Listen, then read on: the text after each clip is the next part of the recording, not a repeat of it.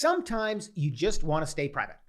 And if you've ever done anything with banking or with cryptocurrency exchanges, or really anything financially related, you probably know that normally you need a KYC requirement. And you probably know that KYC stands for Know Your Customer, which is a procedure where exchanges are required to identify their clients by doing verification on documents such as home addresses, phone numbers, passports, IDs, driver's license, and those types of things. However, by doing this KYC, it also means that you're not able to buy or sell Bitcoin before giving out all this valuable information where it could be accessed by governments or hackers or really anybody else who can get in there who wants a peek into your private business. But it is possible to buy Bitcoin and other cryptos without giving away that private data.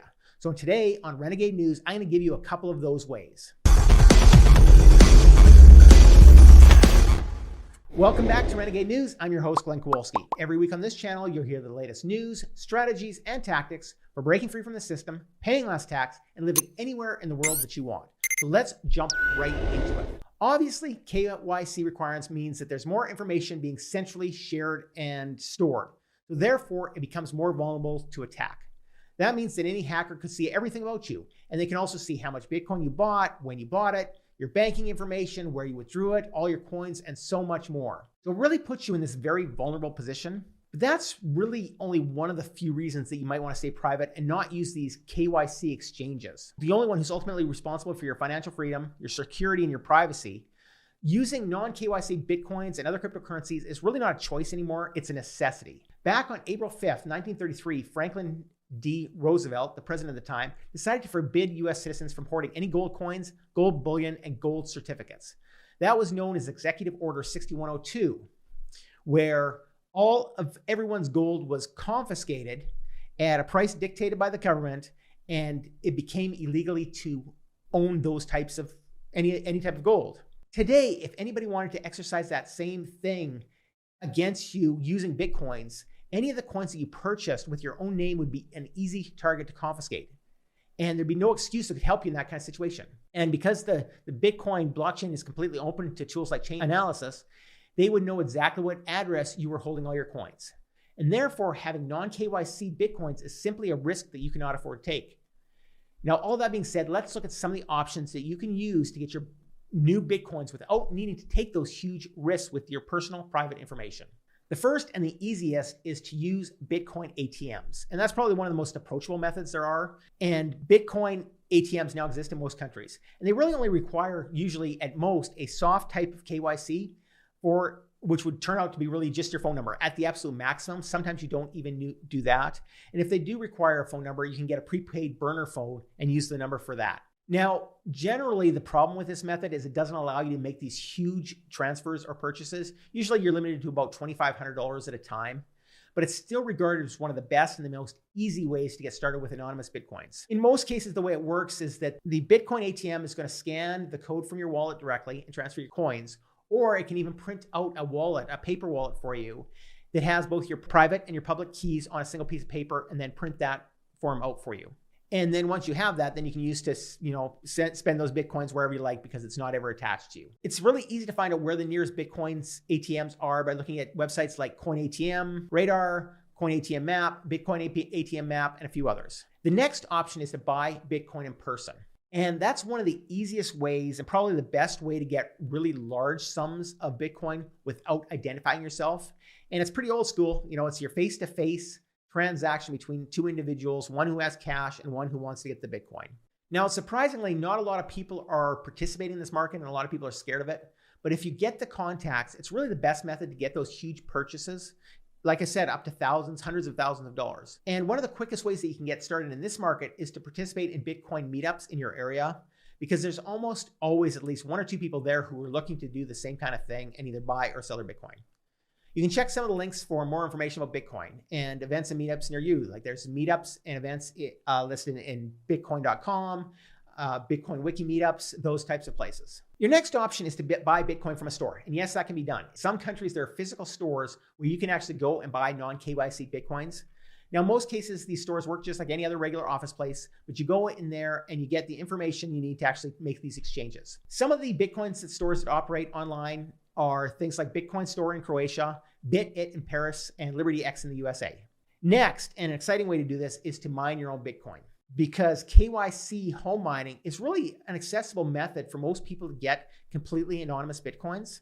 In this day and age, almost anyone can go out there and get graphic cards and go online to learn how to build your own mining rig if you really want to. It takes a little bit of technical savvy, obviously, to do that.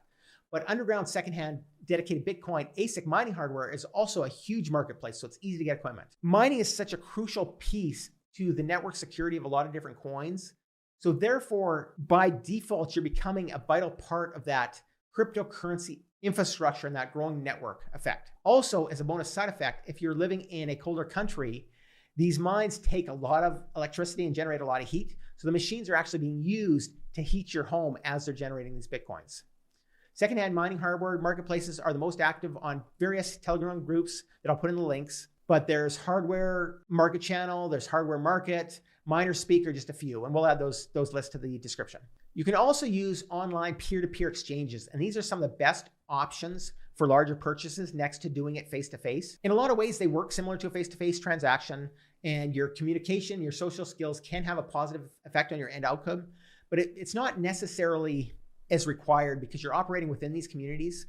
These P2P exchanges also have a lot of variety for different payment methods. They can opt to send you only gift cards or wire transfers or cash by mail deliveries, and so many more options depending on what your privacy requirements are.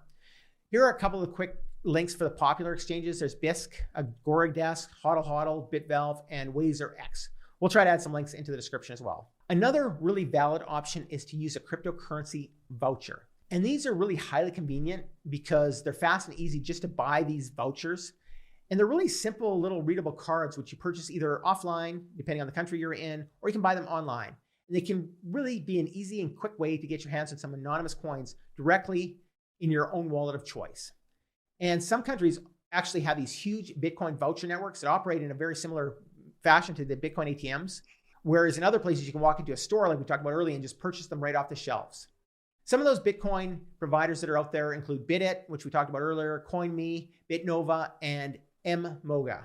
It's also possible to get anonymous prepaid cards. And that's one way to stay anonymous is to get these prepaid cards. So you can get at any supermarket, convenience store, you can buy them online.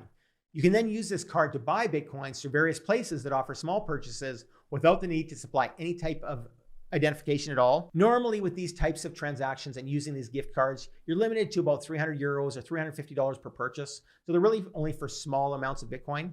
But if you want some Bitcoin in a hurry, they are a good option. You've also got to make sure that the prepaid card allows cryptocurrency buying for that to work. Some cards may actually block those types of transactions. Some of the examples of instant swap exchanges for these prepaid cards include Change Hero, Change Now, and CoinSwitch. The next and a really popular one that's growing for getting anonymous cryptocurrencies is to sell goods on the open peer-to-peer marketplace. And that's a great way to get started with some additional non-KYC Bitcoin and get those into your wallet. You can either get rid of stuff that you already own, or some people are actually making entire businesses as a side hustle by selling different materials on these open markets. Probably the best example is the current cryptocurrency exchange NFT scene, where lots of people are creating artwork with limited editions to sell on the open market. And they're selling these with Bitcoin and Ethereum and these other coins. A few of the most well-known peer-to-peer marketplaces for cryptocurrencies are OpenSea, OpenBazaar, and Bitify. Next, one of my favorite ways to get them is to get paid with Bitcoin and cryptocurrencies for your services. And that way you're actually earning cryptocurrencies anonymously through your work. And this is really the same as you can work for cash anywhere under the table, anywhere in the world. This would work the same way. Most of the Bitcoins that I have been paid for me through services that I've done. Although that hasn't been under the table, I have done those all above board. In the case of Bitcoin, though, usually the business is done online, and there are various service and coding related to jobs that people need to get done. But of course, nothing is stopping you from making any type of deals, whether online or offline. I know people who pay their rent in cryptocurrency, or they'll do plumbing and get paid by Bitcoin. So there's so many things you can do. Anything that you can do now, you can do and get paid with Bitcoin instead.